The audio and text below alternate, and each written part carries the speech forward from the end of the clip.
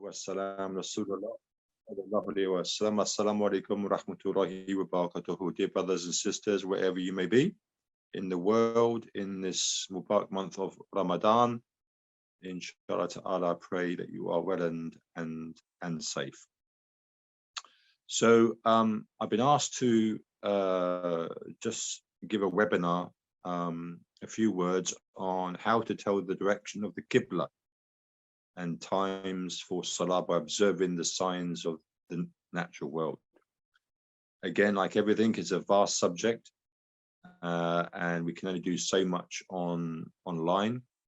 Like with the natural world, the best way to learn about the natural world and the signs of Allah subhanahu wa ta'ala in the Al-Quran, connecting to the Quran, the revelation, is by being in contact outside. But inshallah ta'ala, this is how we come together with our brothers and sisters all over the world.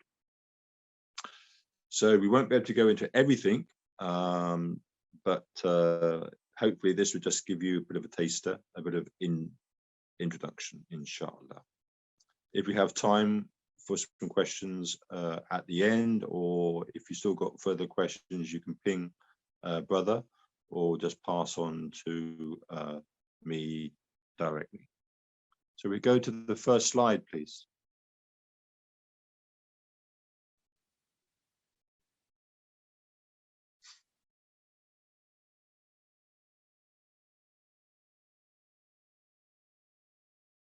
Can we go on to the first slide or second slide?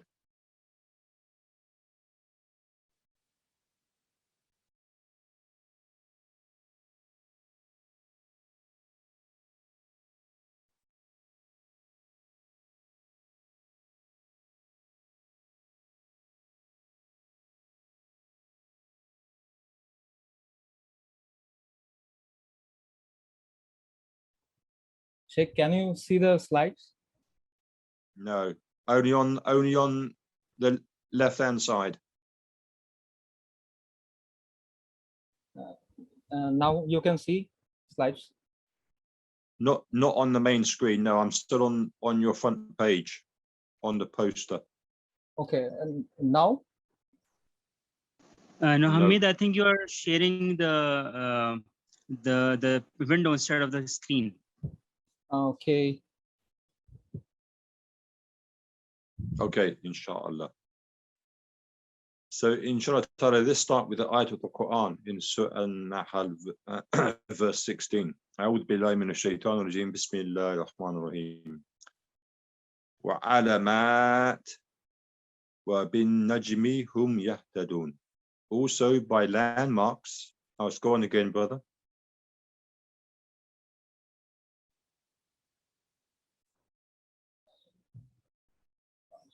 Also by landmarks and stars do people find their way. So again, the whole purpose, if we just focus on part C, the whole focus is to reconnect with Allah subhanahu wa ta'ala's signs in the natural world, within ourselves, in order for us to firstly connect with the signs, to understand the signs, to explore the signs, and the signs throughout the Quran are referring to the natural world. And these are signs, these are pointers towards something which is even more, which is our purpose. And it's pointing to Allah subhanahu wa ta'ala's names and attributes. So when we look at the angel Jibril alayhi salam, when he came to summarize al-Islam to the Prophet in the famous hadith, what is Islam, what is Iman, and what is Ihsan? And that's our ultimate goal while we're on this earth, is to reach Ihsan, the point where we see Allah subhanahu wa ta'ala, we know we cannot see him, but he can see us. But Allah subhanahu wa ta'ala loves us so much that he wants for us to see him. And so he lifts his veil to a certain extent and gives us this wonderful creation around. It's full of beauty. There's metaphors in it. There's lessons for us we can take from it. We can use the natural world as resources, but they are pointed and they're there to be studied, to benefit from, but it goes further. These are just signposts. And so also Allah subhanahu wa ta'ala hasn't left mankind just to defend on their own, that Allah subhanahu wa ta'ala, wherever we look, has given us landmarks, has given us stars so we can find our way. So in Surah Al-Fatiha, Alhamdulillahi Rabbil Alameen, Ar-Rahman Ar-Rahim, Maliki Yawmiddin, Iyyaka na'budu wa iyyaka nasta'in, Ihdinas siratal mustaqim, guide us, O Allah, to the straight path. And so in Surah Al-Baqarah, in the first ayat, Alif Lam Mim, Dhalika al-kitabu la rayba fihi hudan lil muttaqin. So we ask Allah subhanahu wa ta'ala for guidance, and Allah subhanahu wa ta'ala also gives us guidance. He doesn't leave us alone in the world. So we have ways that we can turn and look for direction. So subhanallah. And this is the focus of Heartsea, that unless we rewire ourselves, that whatever we are looking at, whether it's the mountains or the stars or the sun or the moon, it won't mean anything to us, and we won't be able to read it. So we have to become eco-literate. And as we go through these courses, we start with the foundations and we go through. So just like we learn to be able to read the Quran, likewise we have to be able to learn how to read the Al-Quran al-Taqwini. And so we have to, first of all, is to cleanse ourselves, to purify our hearts and our minds. This is the rewiring, because it's been attached to this energetic system since around the 17th and 18th century, that research shows. And so, and it's going to, that this wiring process of the energetic system, the Western civilization, is going to increase. Just look at the metaverse. And so we have to work harder to rewire ourselves. And it's a process, but it's a continual process. Just like this is the month of the Quran, in the month of Ramadan, we have to connect with the Quran. Likewise, to go through this rewiring process, we also have to connect with the Al-Quran al-Taqwini. Otherwise, we can look at the stars and it won't mean anything to us. Next slide, please. So living in tune with nature is paramount. So the first R in Heartsea is about rewiring. The second R is about the reconnecting to the natural world. And sadly, for many, I would say for the majority of the Ummah of Sayyidina Muhammad sallallahu alaihi wasallam, we are so disconnected from the natural world as well as insan, that we have to start at the foundation level. And it's basically about just getting out there and experiencing this nature connectedness and beginning to connect with our five senses, using particularly our eyes and our ears. And the eyes are key, because throughout the Quran, Allah subhanahu wa ta'ala is continually commanding mankind, why do you not see? Why do you not look? And Allah subhanahu wa ta'ala, we use different words in different contexts in ayat to refer to different levels of seeing and also looking as well. And we have to understand this through the tafakkur, through the tadabbur of the Quran. And inshallah ta'ala, our purpose is to get back to return to that natural fitrah. So we are living in divine order, this vertical connection with Allah subhanahu wa ta'ala. This is why throughout the Quran, Allah subhanahu wa ta'ala is asking us to focus on the natural world, which is a system which is in perfect order, perfect harmony. It's working to perfection.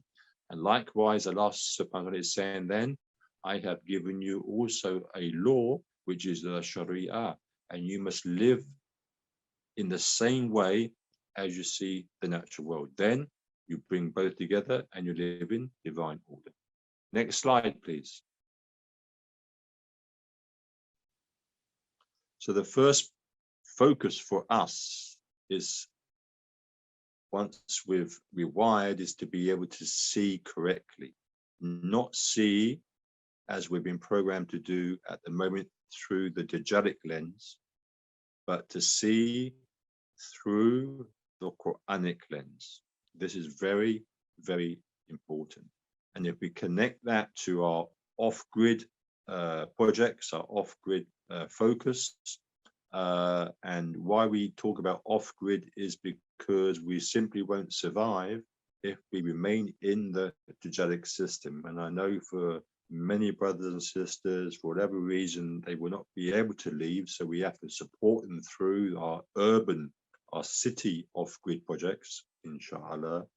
But for those that can, they have to leave, because as the masses move into the cities, we have to turn around and go in the opposite direction, because Allah subhanahu wa ta'ala has clearly said, before Qiyamah, then all of the cities will be destroyed. But when we look at and explore off-grid living, then whether it's the food forest, the food edible ecosystem forest, or permaculture, which is the umbrella, the first principle is observation. And so this topic today is about navigation, to be able to work out the direction, particularly for us regarding our salah. And so we have to train ourselves to be able to see, because there's a difference in looking and there's a difference in seeing. So there's a difference in just going out into the natural world for a walk, and there's a difference when we talk about nature connectedness. Next slide. So let's just start off with some basic navigation skills, and these are some of the skills that I teach when I do the nature courses, the outdoor courses at our Heartsea Nature Centre here in the UK. Is today, obviously, we have our smartphone with the compass there, we have the compass here, but what do we do if we don't have that? So we need to be able to look and focus on the signs around us. So this is why we opened up with the ayat of the Quran. So we need to have an idea of, if we're lost, particularly of where we are, what is the direction. So wherever we are, so for example, and we need to know some history as well, if we can. So, you know, if we're going on any field trip or any adventure outside, you know, it's common sense. We need to know where, you know, you need to do your homework. You just do some basic background information. So, you know, what is the direction of the main travel of wind? So, for example, here in the UK, the direction of the prevailing winds come from the southwest. Okay, so if I needed to find direction anywhere in the UK, and I'm going to use the UK here as an example, I know that predominantly throughout the year, the winds are coming from the southwest. I know, as we all do, that the sun will rise from the east and sets in the west. So these are just basic foundations, tools that we know. Wherever we are, sun rises from the east, sets in the west. But wherever you go, try where you can to work out what direction would be the prevailing winds. And subhanallah, the natural world, if we can observe it and we observe it correctly, and we're also using our right brain hemisphere, which connects to the left brain hemisphere, because the right and the left brain hemisphere must work in unison. But as I say, with the Dajjalic system, its focus is just on using the left brain side, where it's the right brain which connects the dots. And in navigation, we need to be able to connect dots to find direction, and it could be a matter of survival. So let's just look. This is a tree in the UK. I've said to you that the prevailing winds generally come from the southwest. You would need to work out the direction of winds in your own particular country. As we look at this tree, can you notice that the majority of the growth is on the right-hand side? The majority of the growth is on the right-hand side. So as I'm facing this tree, I know here in the UK that the winds are coming majority from the southwest and the sun rises from the east. And you can see here that the majority of the growth of the tree is moving out towards the east. So straight away, I know to my right is east and to my left is west. A very simple tool of navigation. Next slide. Likewise, if we just look at a normal tree, and this is called the tick method. It's called the tick method. Well, in fact, it's the opposite round here. So it's a reverse tick. So we've got the diagonal line going down on the south side, and on the north side, we've got the diagonal line going up, which completes the tick. So can you see that? So on the right side of the south, you've got the branches moving out, and on the left side, they're going more vertical. So if we remember the picture of the tree in the previous picture, in the previous slide, we will note as we look at the tree that the growth of the tree, the majority of the tree is on the right-hand side because it's moving towards the sun. And so that is east. Okay, so that's very important. So it could be east, but obviously we know that the sun would change direction as it rises and as it sets. But here, generally, the sun is coming from the east, moving around some way to the south, and where the branches are going up, that's really west and going also north. Not so much of a clear slide. The first slide is more better, but ideally, if you look at any particular tree and you see the growth of the tree in one direction, then unless it's in a forest where there's no direct sunlight, then that tree will be edging towards the majority of where the sun is. So it's got to be coming from the west or the south side. And where there's less sun, then the branches will be going vertical. Okay. Next slide, please. Now, another way to ascertain direction, and this is not actually, I'm not quite sure where this slide was from, but if you just look at the tree, you can see that the prevailing winds are coming from the right-hand side, hitting the tree. So you can see how the tree is curved, it's slanting diagonally to the left-hand side. Okay. So so obviously you would need to know where you are, the direction of the main prevailing winds, and that would give you a compass location of where you are, as well as you can see in front the hedgerow. Okay, you can see the hedgerow also is moving in the same direction, and also in the field, although this field is cut, again, observation, principle one of permaculture. If you zoom in, the field going towards the hedge, most of the grass, that brown grass, is moving to the left. Now, again, go up to the clouds. You can see that the cloud formation is the same shape, similar to the tree as well. All right, so these are all indicators that will help you once you've got the basics. Okay, you're out somewhere in a location, you're completely lost, it's time for prayer. Okay, I need to know roughly where I am. So do I know the direction of sun from east to west, so I'm aware of the prevailing winds. So what can I use? Where are the signs? So the signs are the hedgerows, the signs are the clouds, the signs are the trees. Next slide.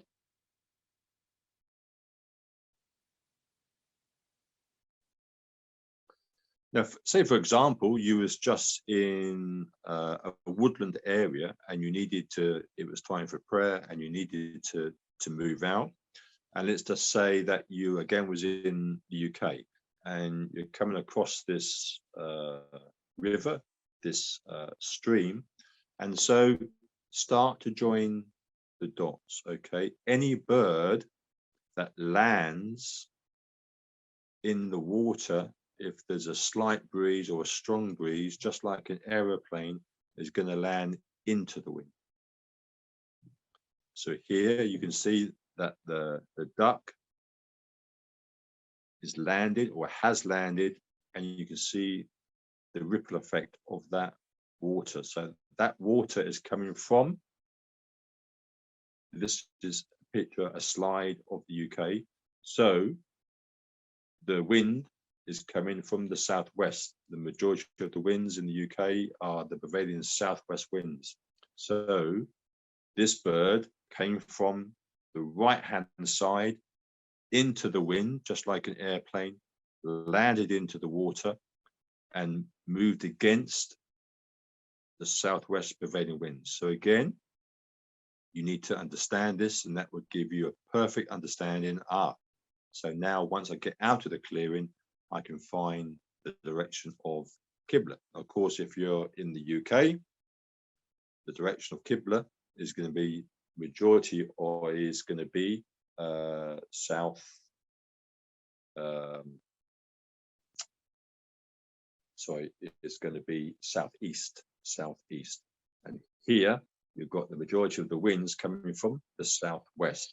In the UK, the Qibla is going to be southeast. So again, just by looking at water, looking at how birds connect to the water, it helps to build up a much more bigger sort of picture for you. But if you're just walking in the natural world without doing the nature connectedness, all that you'll be seeing, it won't connect at all. Next slide. What would happen if you was in, for example, a city, for example here, like central London, and you needed to find the direction. So in every city, okay, there is algae on buildings. So for example, this is a picture of a building in central London. And so what you can see from the window pane, just slightly down there, is the algae. And once you start to study the natural world, you will realize that the algae, it doesn't like to face the sun. It likes to be on the north side where it's moist.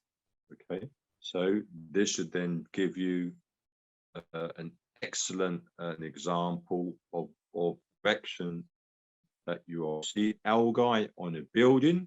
And generally, if you're going to look for direction on city skyscrapers, on buildings, don't look too lower down, because that's where generally the councils come along and they wash everything. Always go slightly higher.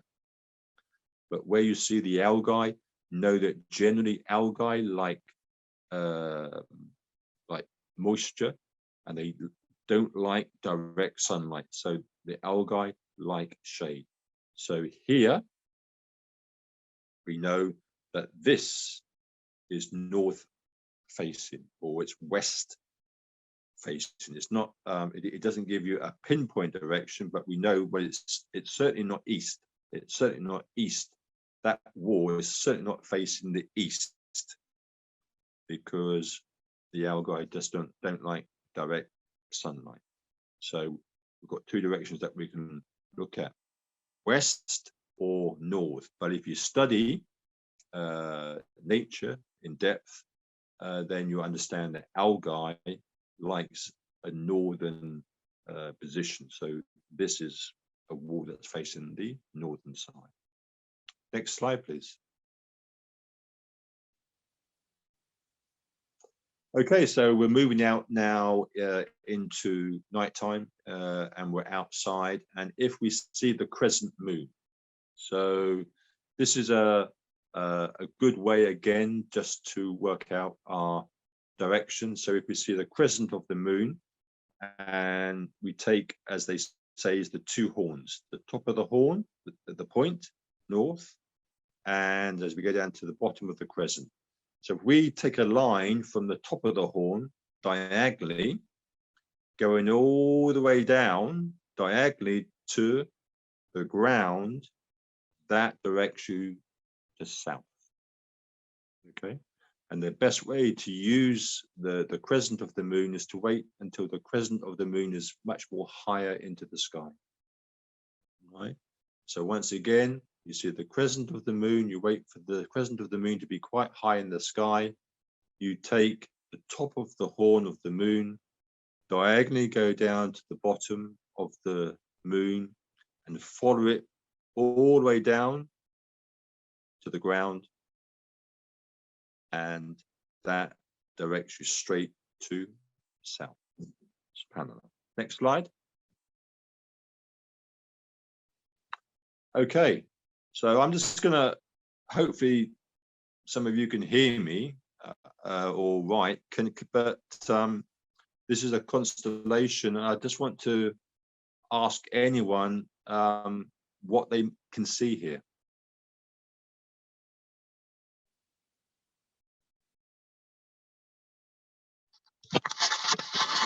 Hello, Sheikh. Can you hear me? Yes. So it's a night sky with a lot of stars and with some trees. And maybe I don't know much about constellations, but maybe there's a constellation there. Okay, good, good. And that's all. Okay, so again,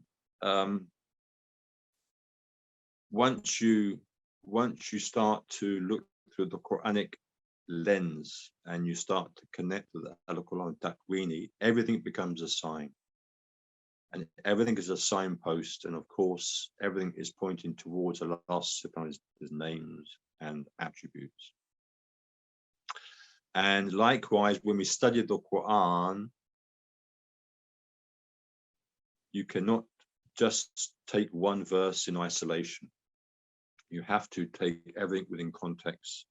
And so to study the Quran in the same way as you study the Al-Quran Taqweeni, you have to study it through systems thinking. You can't take things in isolation. And that's sadly the world that we are living in this reductionist view, where everything is in its boxes, everything is in isolation, everything is disconnected. And so because we've been programmed for so many years to think like this, when we look at the stars, we're not really sure what we are looking at. But clearly, whether you're studying the Quran or you're studying the Al-Quran Taqweeni, I always say there's two things to keep focus on: relationships and patterns. Relationships and patterns. With those two things in mind, you can't go far wrong.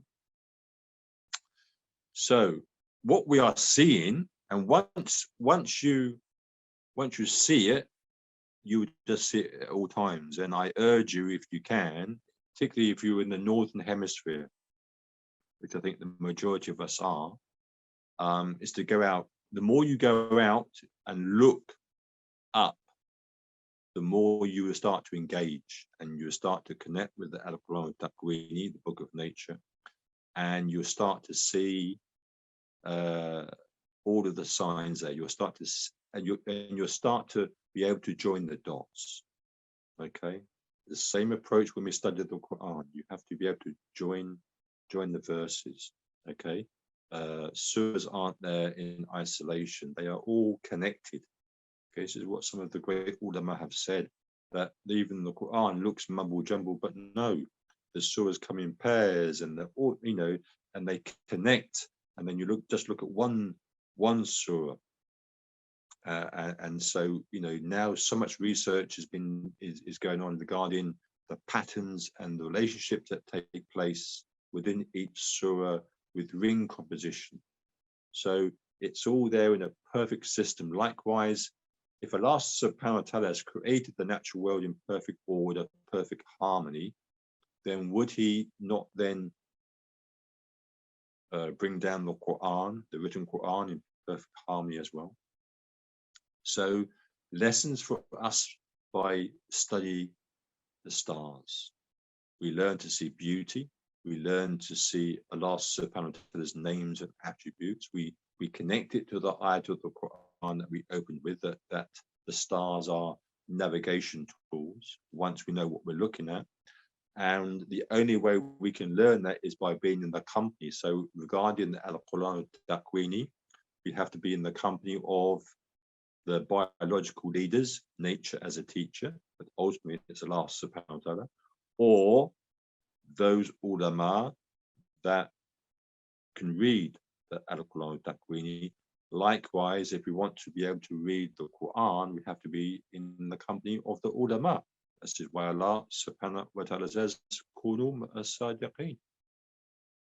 And to understand anything, we have to use the right brain hemisphere as well as the left to be able to join the dots. So you have to look at the stars through systems thinking. This is a great lesson for us. But what we are looking at here, believe it or not, is what we call it in English, we call it the plow. It has different names as well, but we call it the plow. And if we go on to the next slide, then it will become more clear.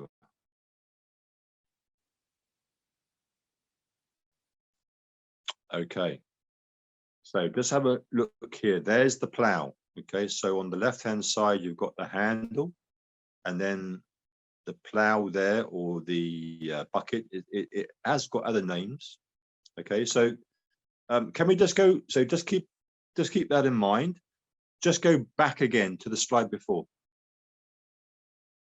And now, if you just go into the center of this picture, you'll see the bucket there and the handle going up towards the top of the screen. And in the smaller picture, the circle, you'll see it there as well. So go on to the next slide. And there it is, okay? So to be able to see the plow, you've got to do two things. You've got to get out there in the natural world. You've got to keep looking up at the stars. And of course, Shaitan does not want us to look up. He wants us to look down at all times. But we need to be able to look up. We need to be able to engage. We need to be able to learn to read the Al-Quran al-Taqwini, and here to be able to read the signs. So we outline the plow, and you see the red diagonal line. Okay, so the two stars on the right-hand side of the plow, and you take a diagonal line straight up, and you come to the first bright star where the arrow is pointing. Okay, and that's called the directional star, and that's called the northern star. Okay, and subhanallah, in the northern hemisphere, it's there at all times. So by day you've got trees, by day you've got wind, by day you've got clouds, by day you've got animals like ducks, you've got the water, you've got all these, you've got the algae, all these natural elements that can help. But by night time, subhanallah, Allah subhanahu wa ta'ala gives us, in the northern hemisphere, gives us the plow and the directional northern star. Okay, so that's what you got to look for at all times. But sadly, in this Dajjalic system that we are living in, and those that are living in cities and towns with all the artificial lighting, it's very hard now to see stars unless you're in, the wilderness. Then you will be able to see it. Okay, but the plow, the only way you can really understand this is by seeing it yourselves, making that observation. Once you've observed it, then you will see it at all times. I say you look for the plow, you go to the right-hand side of the bucket, and then you diagonally go straight up to the first bright star, and that's your northern directional star. Next slide.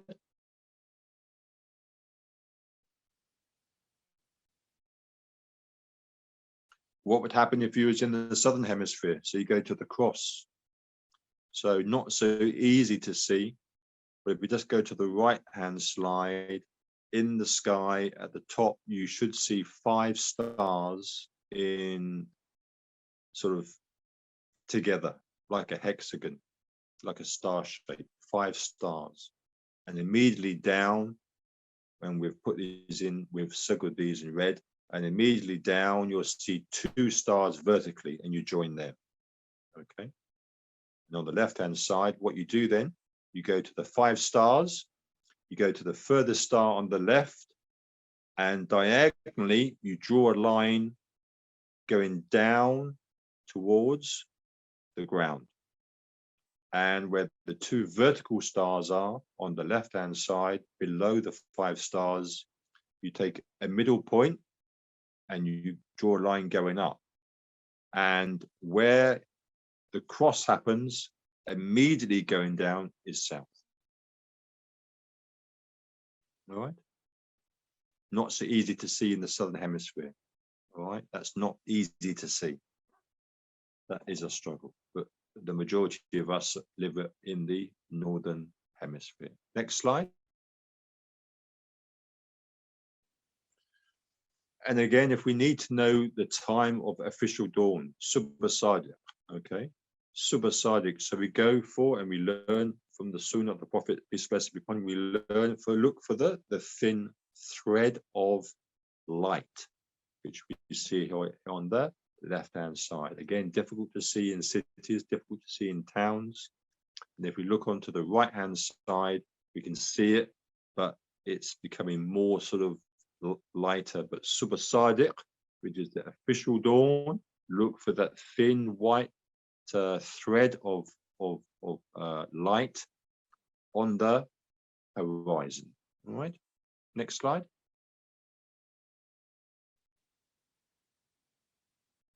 Okay, so what would happen then if you was in the daytime and so you wanted a bit more clarity? So we had the trees, we had the wind direction, we could look at the observing birds as they landed in water. We've got the way to navigate by using it's called the Southern Cross in the southern hemisphere, and in the northern hemisphere we've got the plow, although it's called many different names to get the northern star. So another method that you can use is, once you would know that the direction again of the sunrise is east and sets in the west, it's called the sun and the shadow exercise, where you put the stick or any implement into the ground.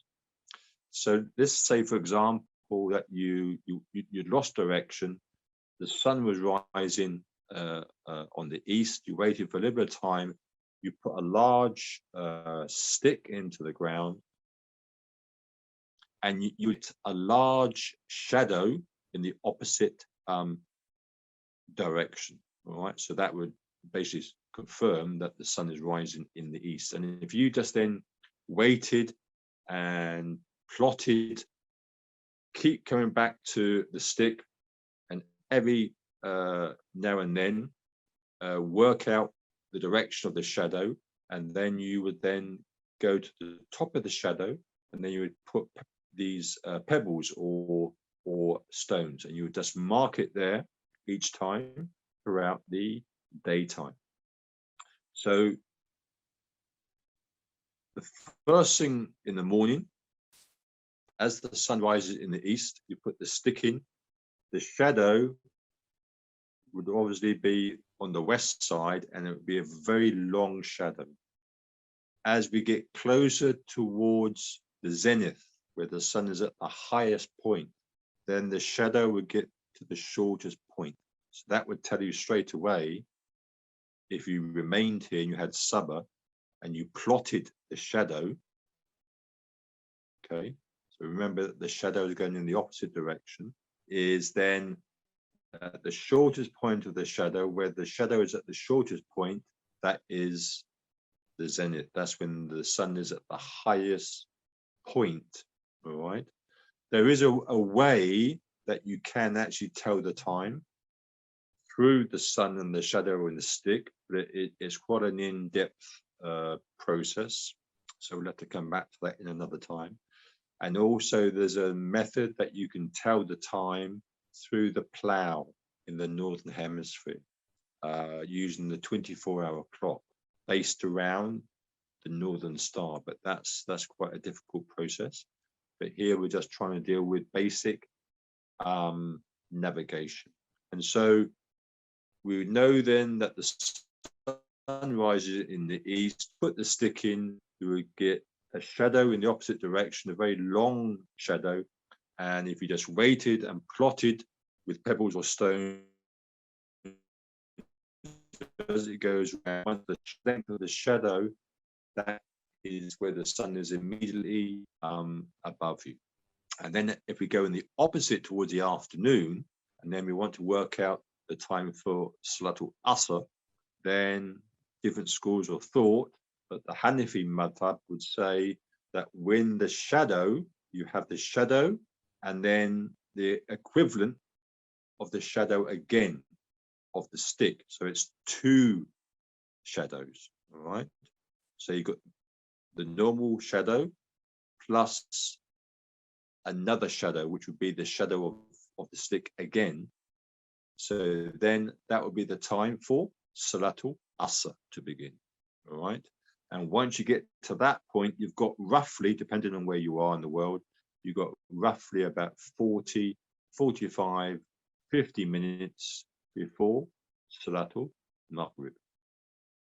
Another way to work out, which, well, in fact, when I explained to you that you can work out, it's basically, it's like a sundial, but by using the shadows, you have to be there most of the day. You can work out a 24-hour clock using the stick and the shadow and the sun. And likewise, you can, which is a bit more complicated, by the plow and the Northern Star, you can do a 24-hour clock. But if there is enough sunlight, an easy way to tell the time, and I'll try and describe it here if you can see my hands, and don't look at the sun directly, just look slightly down, is you put your right hand immediately out, or your right arm out, and you tilt your right hand in, and you just rest your thumb on top of your finger. And you locate the bottom of the sun, but don't look directly at the sun. You then move your left, so you extend your right arm out, okay? You then move your left arm out, curve your hand in, and rest your top finger against your right small finger of the right hand, okay? So the first hand, so you've got the sun, you put the hand at the bottom of the sun. If your hand at the bottom reaches from where you can see the horizon, that means one hand is 1 hour. That means it would be 1 hour until sunset, okay? If we're looking from Asr to Maghrib. If there is still space, you take your left hand, you go across, keep your thumb out of the way, you join your right finger with the little pinky of the right hand, and just see, you measure. So you take your right hand just under the sun, and if your left hand, where the pinky is level with the horizon, that is 2 hands, which means 2 hours. That's 2 hours of sunlight left until Maghrib. Or you might have to go 3 hands, which would be 3 hours, okay? So that's an easy way that you can do or judge between Salatul Asr and Maghrib by using the hands, all right? So, okay, so you can't see me. Okay, so what I'll do, I'll send you, I'll ping a diagram, so hopefully that's easier to see, inshallah. Next slide. Yeah, I think Imran just said that he sent something regarding this. So if Imran can send that again, that will be good, inshallah. So again, we just need to go back to the first ayat revealed to the Prophet sallallahu alaihi wasallam. This connects us to the month of Ramadan. Iqra bismi rabbika alladhi khalaq. We need to for us to be able to understand what we've just been talking about, which might seem a bit complicated, is it's about being able to not just read the Quran, but to be able to read the Al-Quran al-Takwini. Once you become eco-literate, then the reading of the signs, the reading of the ayat just becomes natural. Just like when you go outside, okay, you're aware of the direction of the wind. You know that the sun rises in the east, it sets in the west. So you need to not just look at the signs and you're studying the ecology of the trees, but you need to be able to see the relationships. You need to be able to see the patterns. Okay, so what is this tree? What is this bird? What is this cloud? What pattern is it showing me? What is it showing me here? So everything is a sign, right? And this is where you really need to move from the rewiring to the reconnecting to the and using your senses, and then the nature navigation and working out your direction, and even once you become more experienced, using nature to tell the time, like what happened before in the time of our beloved messenger, and it becomes easier. Okay, but again, it starts with Iqra. Just like a messenger, peace and blessings be upon him, he was in the cave of Hira. He was focusing on the natural world, and then the revelation came down. As the ulama say, it was now to connect the Al-Quran al-Takwini, the book of nature, with the Quran, and then to connect it all together, just like we do with the stars. We connect the stars together to get a picture, like a jigsaw puzzle, and then deliver that message to humanity. I just want you to watch this clip on YouTube, because I've explained it, and this is the most easiest sort of clip just to sort of show you the process of the sun, the stick, and the shadow.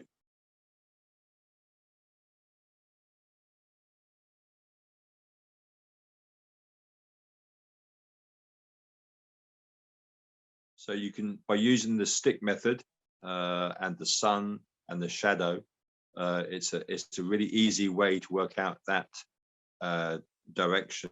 You can, say, work out a 24-hour clock, but that takes a little bit of time. So just remember that for Super Sadiq, okay, look for that white thread on the horizon. So that's your official dawn. And then as you go into Salatul Asr, okay, and we're sort of an easy way to do it is by using the hands, and we can come back to you on that. But what to look for in the sky is more of a yellow, sort of a deeper yellow color. All right, and once you see it, then it's about immersing yourself outside each day. So you'll begin to, it's about using your five senses. All right, so you'll know what it's like and the brightness when the sun's at the highest, at the zenith, and you'll see a difference after an hour or so as it moves into late afternoon. And once we get to Asr time, and moving towards sunset, then that you'll have that yellow, that deep yellow light around you, and then moving into Maghrib, of course, then it becomes more sort of depending on where you are, it becomes more sort of orange and reddish, so and much more sort of deep. But these are things that you just need to keep observing as much as you can. Are there any questions or anything in the chat box before we end?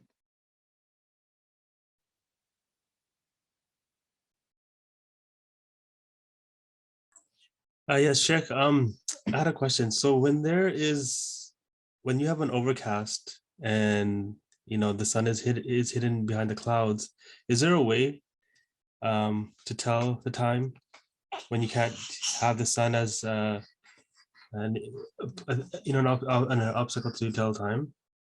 Yeah, that's the most difficult bit, and that would take a bit more time to explain that. Yeah, so I mean, there are ways, but what I've covered really is if you've got sort of a clear day, obviously with the shadows, or if it's not clear, overcast, then it becomes more sort of difficult. So it's not easy, but there are ways.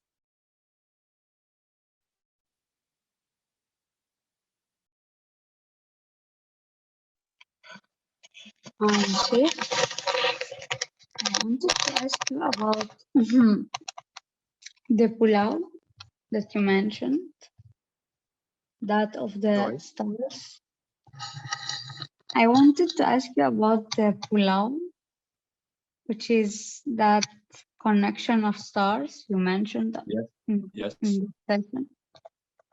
So, Sheikh, if like I live in a city which the sky is really like has no star. Almost like sometimes I don't see any star. No. And some days I see one or two. So in that situation, what would I do? Yeah, so that's the unfortunate part is that so many now are living in the cities and towns, and because of the artificial light, it's difficult to see stars. So I'm talking about stars, I'm showing you pictures of stars, I'm showing you the plow, but I can understand that maybe because you're in a city, you're just not making that connection, and so the best thing to do is to really make that nature connectedness with the plow that we're talking about, is to just try and go with family into some quiet area out of the city where there's no light or less light, and start to tune yourself with the with the stars. I mean, obviously we're living in a time now where we've got watches, clocks, we've got our phones, etc., and we're talking about a situation obviously that in the time of our beloved messenger Sallallahu Alaihi Wasallam didn't have, and if we were lost and lost direction, the majority of us in our situation, all we have to do is just ask someone. That's just the world that we're living in. But obviously if we was in isolation and this was a matter of survival, and we wouldn't be in a city, we wouldn't be in a town, so you would definitely be able to see the plow in the sky, or good chance of seeing the cross in the southern hemisphere. And if you was in the natural world, you'd be using all these other techniques as well, trees and the tick box with the tree, and animals and wind direction, cloud formation. So you could use that, but I do appreciate it's not easy, but inshallah ta'ala, just like we have to make the effort to engage with the Quran, we have to make the effort to engage with the Al-Quran Taqweeni. So where you can, at weekends, with the family, drive out into the wilderness, into a forest area, and just start to tune into the stars. And once you start to observe, and once you start to locate the plow, then you'll see it every single time, inshallah.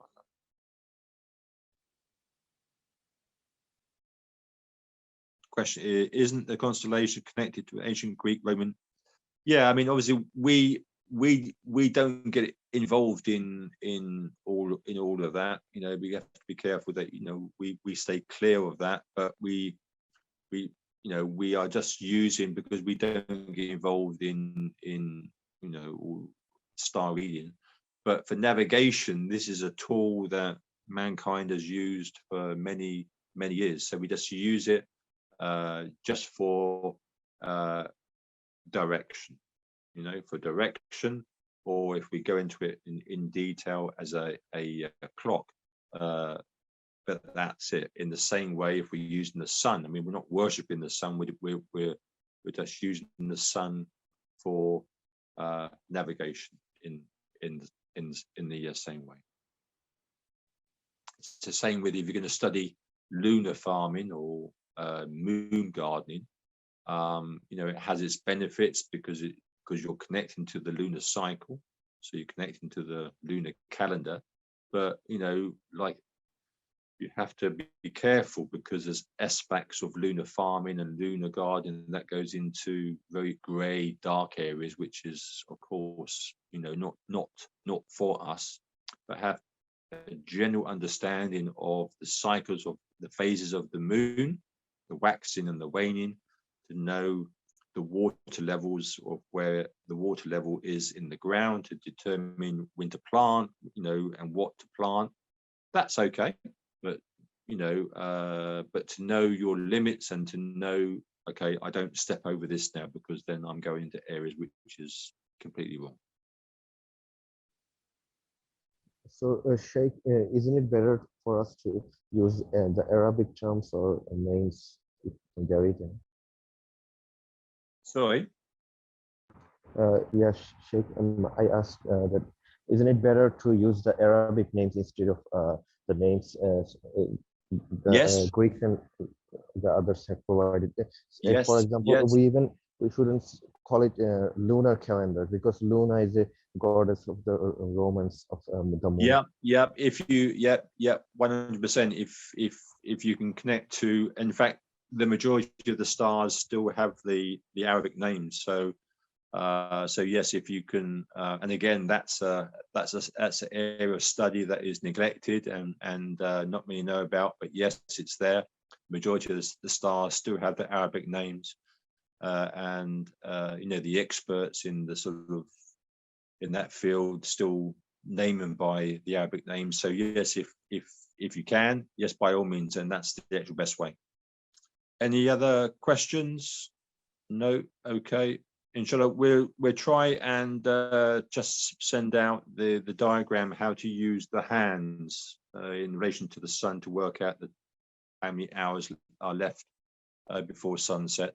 But inshallah ta'ala, I hope that was of some benefit for you. And it's a complicated subject because you really have to immerse yourself in the natural world. But inshallah ta'ala, assalamu alaikum wa rahmatullahi wa barakatuh. Walaikum assalam. Wa alaikum assalam. Walaikum assalam.